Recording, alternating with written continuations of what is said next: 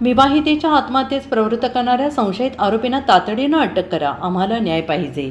मयत विवाहितेच्या कुटुंबाचे आर्तहाक, पोलिसांना निवेदन.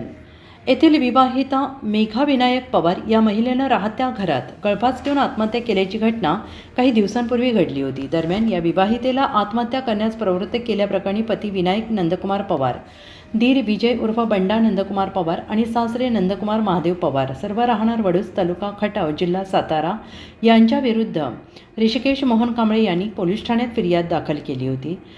या संशयित आरोपींना तातडीनं अटक करून त्यांच्यावर कारवाई करा आणि आम्हाला न्याय द्या, अशी मागणी मयत विवाहितेच्या कुटुंबाने निवेदनाद्वारे केली आहे. आज मयत विवाहितेच्या आईने वडूज पोलिसात निवेदन दिलं आहे की निवेदनातील अधिक माहिती अशी: माझी मुलगी मेघा पवार हिने तिच्या राहत्या घरी गळफास घेऊन आत्महत्या केली होती. याबाबत माझा मुलगा ऋषिकेश कांबळे याने वडूज पोलिसात फिर्याद दिली असून माझ्या मुलीचा पती विनायक नंदकुमार पवार, दीर विजय उर्फ बंडा नंदकुमार पवार, सासरे नंदकुमार महादेव पवार, सर्व राहणार वडूज, तालुका खटाव, यांनी आपल्या बहिणीस मारहाण करणे, सतत घालून पाडून बोलणे, शिवीगाळ करणे, जीवे ठार मारण्याची धमकी देणे, शारीरिक इजा आणि मानसिक त्रास देऊन बहीण मेघा हिच आत्महत्या करण्यास प्रवृत्त केलं असल्याचं फिर्यादीत नमूद केलं आहे. तरी या गुन्ह्यातील संशयित आरोपींना तातडीनं अटक करून त्यांच्यावर कारवाई करावी आणि आम्हाला न्याय द्यावा, अशी मागणी निवेदनात केली गेली आहे.